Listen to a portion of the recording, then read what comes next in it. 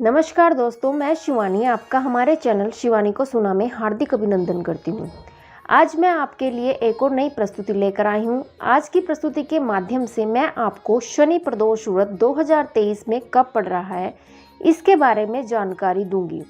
आषाढ़ माह के शनि प्रदोष व्रत कब रखा जाएगा इसकी जानकारी अब मैं आपको दूंगी।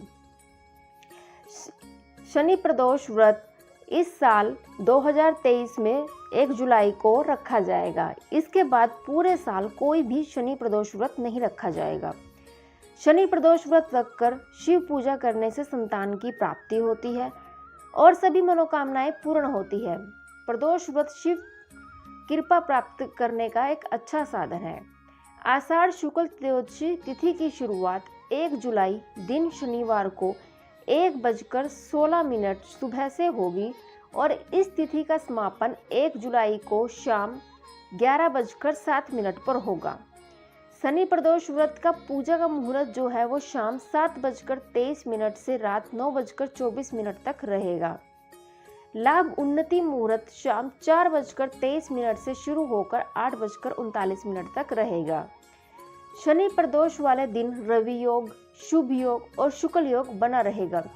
इस दिन शिववास भी है जो रुद्राभिषेक के लिए महत्वपूर्ण है। रवि योग दोपहर 3:04 से 2 जुलाई प्रातः 5:27 तक रहेगा।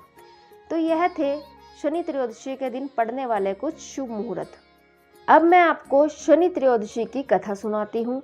तो आइए रसपान करते हैं शनि त्रयोदशी की कथा का। शनि प्रदोष व्रत कथा के अनुसार प्राचीन काल में एक नगर में एक सेठ रहता था। सेठ जी के घर में हर प्रकार की सुख सुविधाएं थी, लेकिन संतान नहीं होने के कारण सेठ और सेठानी हमेशा दुखी रहते थे। काफी सोच विचार करके सेठ जी ने अपना काम नौकरों को सौंप दिया और खुद सेठानी के साथ तीर्थ यात्रा पर निकल पड़े। अपने नगर से बाहर निकलने पर उन्हें एक साधु मिले जो ध्यान मगन बैठे थे। सेठ जी ने सोचा क्यों न साधु से आशीर्वाद लेकर आगे की यात्रा की जाए। सेठ और सेठानी साधु के निकट बैठ गए। साधु ने जब आंखें खोली तो उन्हें ज्ञात हुआ कि सेठ और सेठानी काफी समय से आशीर्वाद की प्रतीक्षा में बैठे हैं। साधु ने सेठ और सेठानी से कहा कि मैं तुम्हारा दुख जानता हूँ, तुम शनि प्रदोष व्रत करो, इससे तुम्हें संतान का सुख प्राप्त होगा। साधु ने सेठ सेठानी प्रदोष व्रत को विधि बताई और शंकर भगवान की वंदना भी करनी बताई, जो कि इस प्रकार है। हे रुद्रदेव शिव नमस्कार, शिव शंकर जग गुरु नमस्कार, हे नीलकंठ सुर नमस्कार, शशि मौली चंद्र सुख नमस्कार, हे उमाकांत सुधि नमस्कार, उग्र तव रूप मन नमस्कार, ईशान ईश प्रभु नमस्कार, विश्वेश्वर प्रभु शिव नमस्कार। दोनों साधु से आशीर्वाद लेकर तीर्थ यात्रा के लिए आगे चल पड़े।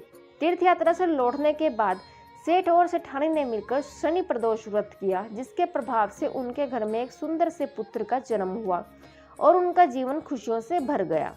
तो यह थी शनि प्रदोष व्रत की कथा। अब मैं आपको शनि प्रदोष व्रत से जुड़ी एक और कथा बताती हूँ। एक ब्राह्मण परिवार था जो गरीबी में दिन गुजार रहा था।